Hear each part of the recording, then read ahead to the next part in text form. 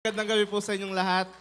Amen. And by the way, I'm Brother Dave Paseño, one of a leadership and pastoral of this church. And ako po yung napagkatiwalaan na mag-share ng salita ng Diyos ng ating Pastor Bus and Pastora Ruth. Amen. And ngayon, salamat po sa pribilehiyo. And ngayong gabi po, tayo po yung mag-aaral ng salita ng Diyos. Amen po. Amen. Pag-aaralan po natin ay kung ano nga ba yung dapat na ugali na nararapat ng Kristiyano o leader na naglilingkod sa Kanya. Amen po. Sige po, bago po tayo magbasa ng salita ng Diyos, tayo po lahat ay manalangin muna. Panginoon, salamat po sa gabing ito. Panginoon, dalangin po namin sa aming pag-aaralang salita ngayong gabi. Panginoon, dalangin ko po na mangusap ka sa amin, God. Salamat, Lord, dahil palagi mo kaming pinapakain ng iyong salita. And Lord, we pray, Panginoon, na ito po'y tumimo sa aming puso, Panginoon, at ma-apply namin sa aming buhay, Panginoon. Tago mo ko sa iyong likuran, Panginoon, at ikaw lamang siyang makita, Panginoon. Jesus, we pray. Amen and amen. Sige po, patuloy tayong tumayo. Basahin natin ang salita ng Diyos. Ayan. Sabi po sa Matthew 23, verse 13 to 28. Ayan, medyo mahaba-haba to, kaya sabay-sabay po tayong magbasa. Amen? 1, 2, 3, go. Kahabag-habag kayo, mga tagapagturo ng kautusan at mga pariseyo, Inahadlangan ninyo ang mga tao upang hindi sila makapasok sa kaharian ng langit. Hindi na nga kayo pumapasok, inahadlangan pa ninyo ang mga nais pumasok. Kahabag-habag kayo, mga tagapagturo ng kautusan at mga pariseyo, mga mapagkunwari, inuubos ninyo ang kabuhayan ng mga byuda at ang idinadahilan ninyo'y ang pagdarasal ng mahaba dahil dito'y lalo pang bibigat ang parusa nyo. Kahabag-habag kayo, mga tagapagturo ng kautusan at mga pariseyo, mga mapagkunwari, nilalakbay ninyo ang karagatan at ginagalugad ang buong daigdig, makahikayat lamang kayo ng kahit isang hintil sa pananampalatayang Hudyo. Ngunit kapag ito'y nahikayat na, ginagawa niyo siyang masahol pa at lalo dapat parusahan ng impyerno kaysa sa inyo. Verse 16 po.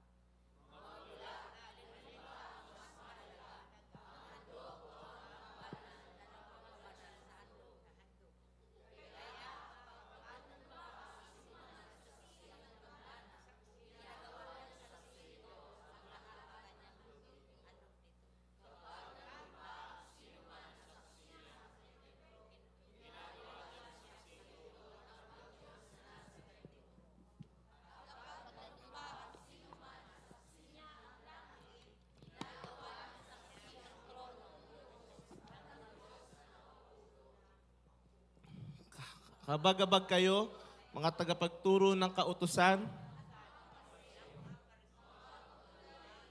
Nagbibigay kayo ng ikasampung bahagi.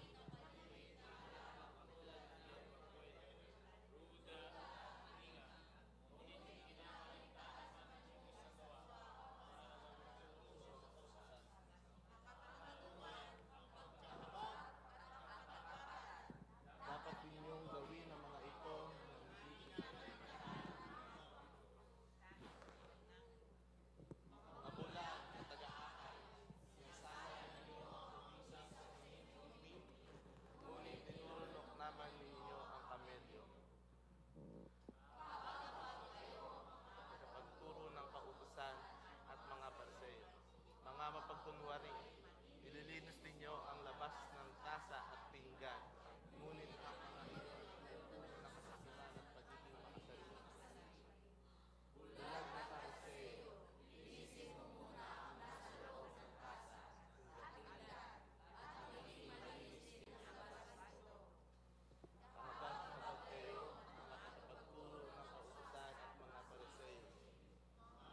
kunwari, ang katulad ninyo yung mga libingang pinaputi.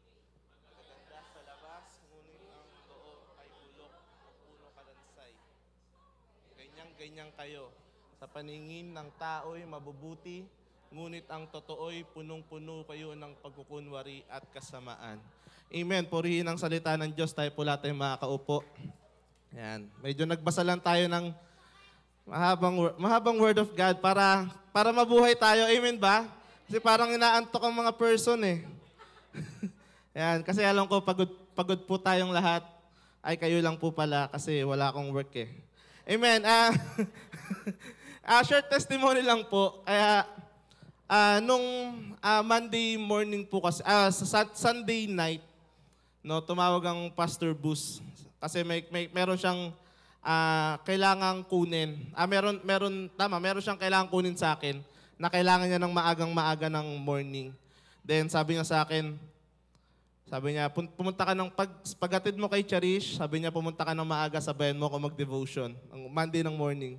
Then paghatid ko po kay Charish, dumiretso kay Pastor Bus, then nag-devotion po kami.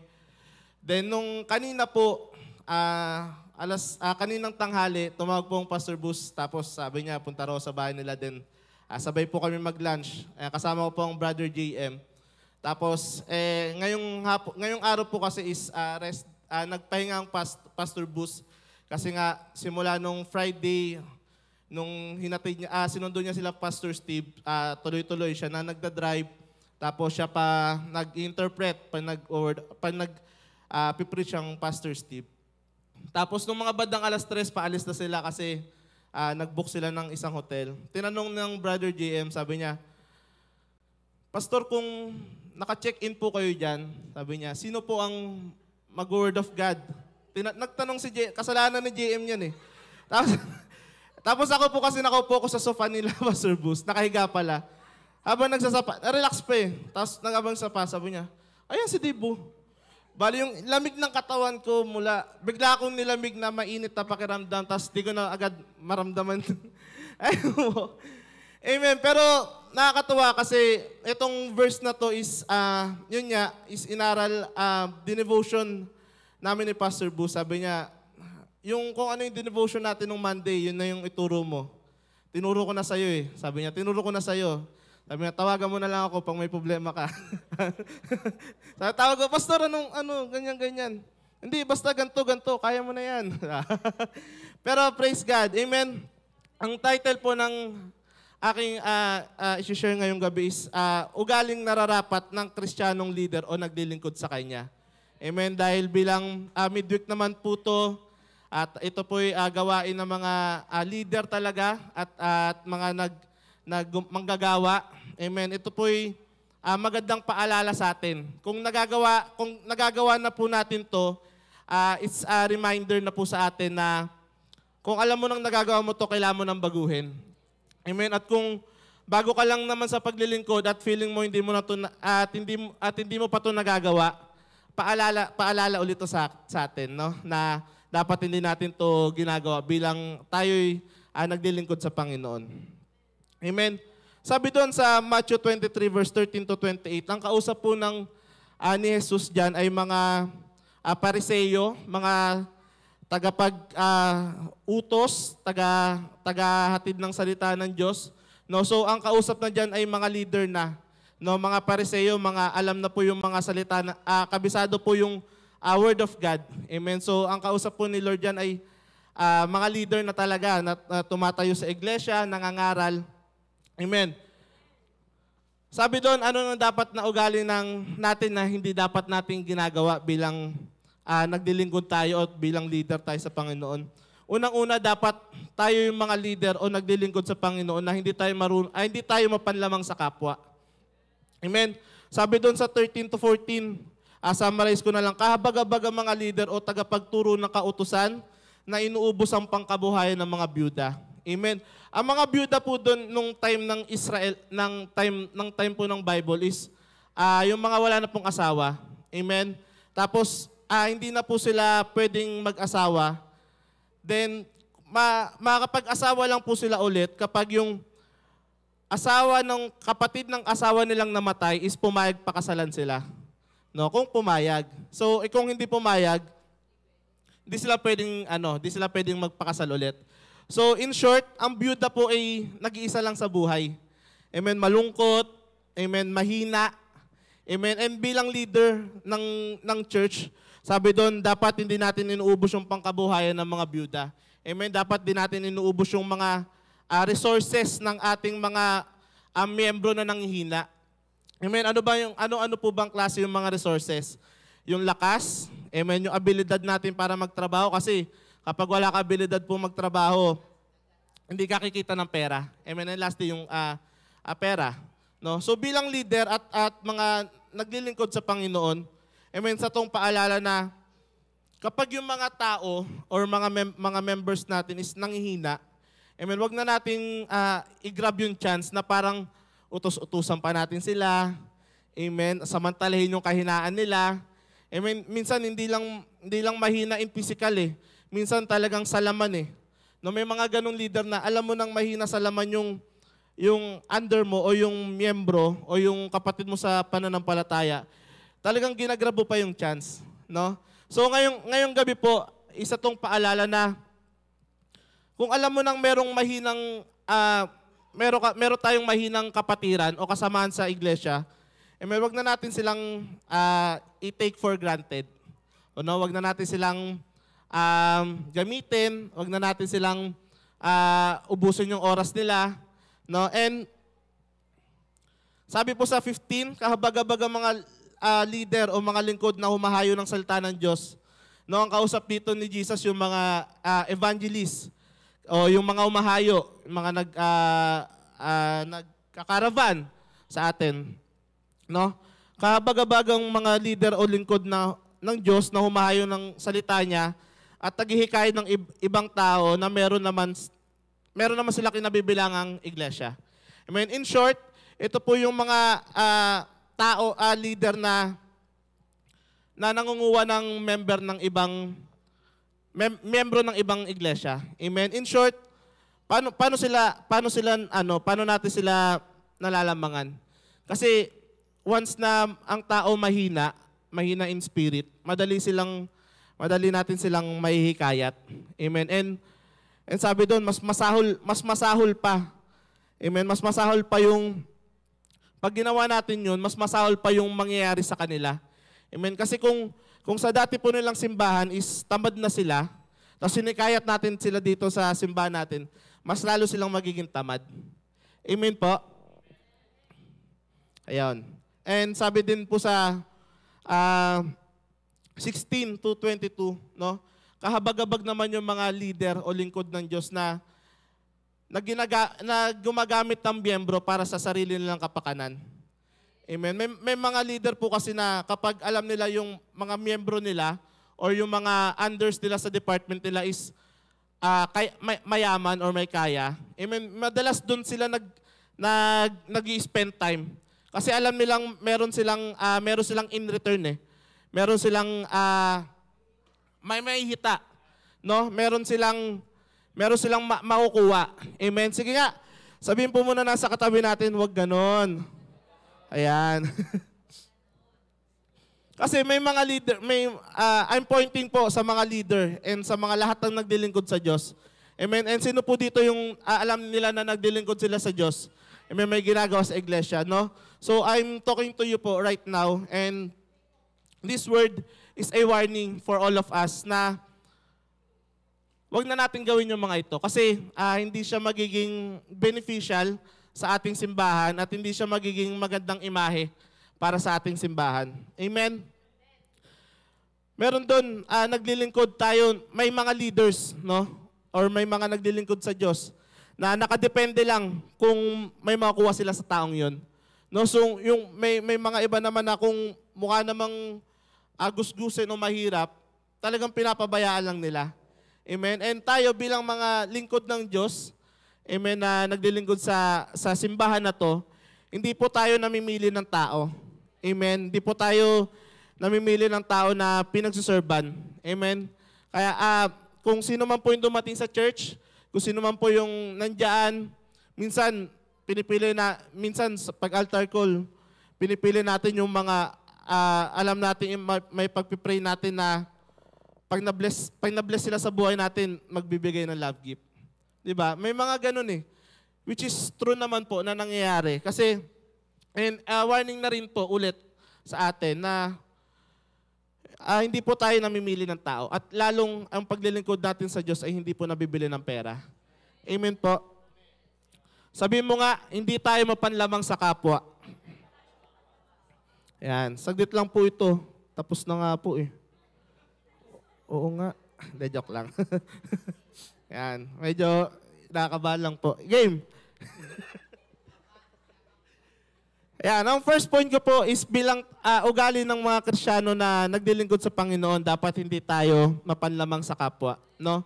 Minsan ang mga leader or ang ginagamit ng Panginoon, ginagamit ng Diyos sa iglesia, minsan ginagamit po natin yung authority natin, minsan ginagamit natin yung power natin para man-trip, no? So wala na po 'yan ngayon, no? Pinuputol na natin 'yan. No? At kung meron man, no, kung sino ka man, magtamaan ka ngayong gabi at magbago ka, no? Ano na to? Hindi po ako nagpapatama, nandidirekta na po ako, no? Nangwa-warning na po ako sa inyo. Kasi ayaw po ng Pastor Bus na merong mga leader na nanlalamang sa kapwa, no? Ayaw niya ng ganun. No, kaya nga minsan ang Pastor Bus kahit catering, no, siya pa mismo kumukuha ng food. No, hindi po siya nagpapaserve. Iyang-iya nga po siya pag sinaserban siya. As much as possible, ayaw niya nang sinaserban siya. Amen. Kung ganun po ang ating pastor, kung ganun ang senior pastor, kung ganun po ang senior pastor natin, dapat ganun din po tayo. No, ang Pastor Bus po ay nagsiset ng example.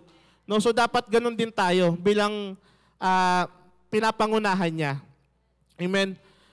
Pangalawa po, bilang ugali ng mga leader o mga naglilingkod sa Kanya is dapat tayo ay mga lingkod ng Diyos na tumatayo sa katotohanan at katwiran ng Diyos. Amen. Sabi po sa verse 23 to 24, summarize ko na lang din po ulit. Kahabag-habag ang mga leader o lingkod ng Diyos na pinipili lang ang kanilang mga tinuturo. Nagtuturo sila kung paano magbigay, pero hindi nila tinuturo yung pinakamahalagang turo ng Diyos sa atin. Ano yun? Yun yung pagiging tapat, pagbibigay ng kahabagan, at tumayo palagi sa katwiran. Amen? Huwag natin piliin kung ano lang ang tuturo natin para lang di sila masaktan o ma-offend. Dahil ang salita ng Diyos ay nakakapagpabago ng tao mismo. Amen? May mga leader naman po na minsan nagsasalita, no? Takot tayo na kapag narinig nila yung salita, kasi ang word talaga ni Lord is nakakapagpabago ng buhay. Masakit pero totoo. Amen po. Pero pinipili nila kasi more on, may mga leader, di ko naman po sinasabi na meron sa atin, no? Pero meron po talaga na mas pinipiling magturo na lang palagi kung paano magbigay. Kung paano tayo i-bless ni Lord, kung paano tayo pagyayamanin. Pero pag tinuro na yung about kabanalan, katwiran at katapatan, no, pagbibigay ng kahabagan sa tao, wala na. Natatakot na sila kasi pag masakit na yung turo, baka di na sila galangin ng kanilang miyembro or under ng department or under ng mga community church, no? So bilang tayo mga leader, no, at tayo tumatayo sa Diyos, amen, nagbabahagi ng salita niya, nagsiserve sa mga tao, dapat hindi po tayo magtakot mag-correct ng tao. Amen. Kasi kung tama naman po ang i-correct mo sa tao, hindi ka naman po di naman po sila ma-offend. Kasi as long na hindi mo sila, yun nga, katulad sinabi ko kanina, as long na hindi nyo sila pinagtitripan, no? And as long na totoo naman talaga, no, talagang nagtuturo ka ng tama sa kanila. Amen. Sabi nga po ng turo ng Pastor Bus is dapat hindi lang tayo nagtuturo about blessing, about pagpapala, kundi dapat more on tinuturo natin yung correction na lalong makakapagbago ng buhay ng mga nasasakupan natin or mga under ng community church, under ng mga departments natin, and under ng mga ano pong ministry.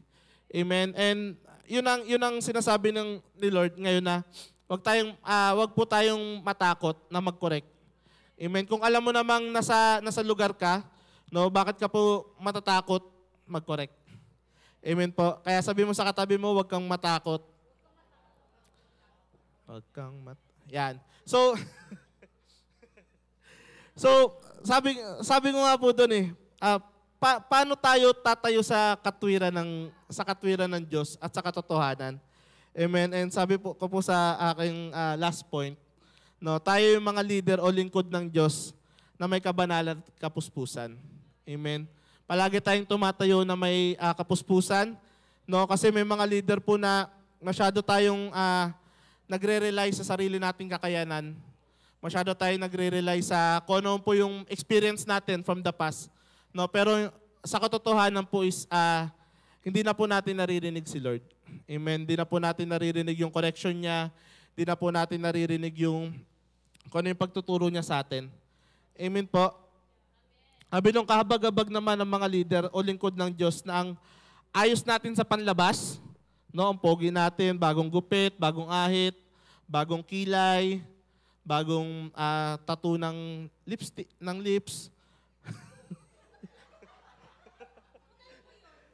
Di ko alam napanood ko lang Yon, ang ayos natin sa panlabas natin, pero tayo naman makasarili tapos sakim. No, ginagrab natin palagi yung glory, no? Ngayong gabi, no, isa challenge na patuloy tayo magpalinis sa Panginoon, no? Yung panloob natin o yung spirit natin is punuin niya palagi, no? Palagi tayong kausapin ng Panginoon and yung ang kasunod naman nun yung panlabas naman no, palaging makikita yung glory ni Lord sa buhay natin, no? Once na palagi tayong pinupuspos ni Lord, palagi tayong pinupuno niya.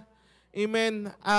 Mga ways po na para maranasan natin si Lord, palagi po tayong magbasa ng salita niya. Amen. Palagi tayong magbasa ng Bible. Lahat ng mga tinuturo ng ating mga pastors, isa pamuhay natin, tanim natin sa ating puso't isipan. Amen. And sabi dun sa verse 27 to 28, kahabag-habag naman ng mga leader at sumusunod sa Diyos na mapagkunwari. Nangangaral ng salita ng Diyos, pero ang ating spiritual na buhay naman ay patay na. Patay na. Kumbaga, nagpipreach siya to ng Word of God. Nangangaral na. Amen. Pero deep inside sa puso niya, hindi niya na talaga nararanasan si Lord. Kumbaga, patay na siya in spirit, pero buhay pa siya in flesh. Pwede pala yun, no? Sabi mo nga sa katabi mo, hindi ako ganon. Yan, hindi na nila naririnig talaga kung paano hindi na nila naririnig mangusap si Lord. No? Masyado silang umaasa sa sarili nilang kakayanan, mapagkunwari at puro kasamaan ang nasa isip. Yun, babalik na lang po ulit sa first point na mapanlamang sa kapwa. Nawawala na po yung kapuspusan, no? And ngayong gabi po, sabi sa inyo, mabilis lang po ako Yan. Ngayong gabi po is paalala sa atin ni Lord, no? And it's a challenge, no, na bilang tayo mga lingkod ng Diyos or bilang tayo tumatayo nangangaral, no, sa mga community church, nagli-lead tayo ng mga Bible studies, nagli-lead tayo ng department, at nagli-lead tayo ng mga ministries, no? Paalala to sa atin na dapat marunong din tayong magturo at tumayo sa katwiran ng Diyos at sa salita niya. No? At pasamuhay natin palagi kung ano yung palaging turo ng Biblia. No? Na mayroong kabanalan, katapatan, katwiran ng Diyos, at higit sa lahat mayroong kahabagan. Amen. Kaya ngayong gabi po, tayo lahat ay tumayo. Amen. I pray na Amen. I pray na itong word na po ito ay patuloy nating pagbulay-bulayin, patuloy nating aralin, no, dahil sa panahon po ngayon sobrang ganda po ng ginagawa ni Lord sa iglesia natin, No, merong inaangat si Lord no, merong mga naglilid na ng mga community church, may mga naglilid na ng Bible studies, no? Pero it's a reminder for us na lalo tayong magpakapuspos sa Panginoon. Amen. Lalo tayong magpakabanal sa Kanya. Lalo natin siyang kausapin dahil ang hirap po actually gumawa sa iglesia ng Panginoon na hindi mo siya naririnig. Amen. Nakakapagod lang po. No, pero kapag alam mong naririnig mo si Lord, dinadirect ka niya sa kung saan ka man niya nilalagay. Ang sarap maglingkod sa Panginoon. No, di ko alam kung na-experience na yung nakakapagod pero masaya. Amen. Masarap maglingkod sa Panginoon. Sobrang sarap. No, may mga sacrifices, may mga downfall, may mga struggles, pero alam mo yon, at the end of the day, andyan pa rin si Lord. No, patuloy tayong tinuturuan, patuloy tayong sinasamahan. Amen. Sige po, ngayong gabi, tayo po yung manalangin po. Lord, salamat po sa gabing ito, Panginoon. Dalangin ko po, Panginoon, bilang lingkod mo, Panginoon, na leader, Panginoon, nagde-lead sa mga Bible studies, sa mga ministry, sa mga department.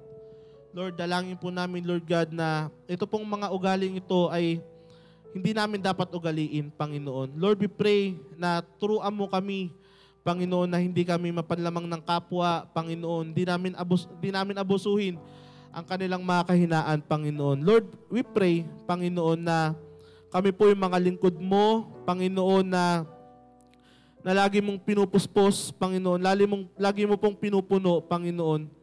Lord, kami po yung mga lingkod mo, Panginoon, na alam namin kung saan kami tatayo, Panginoon.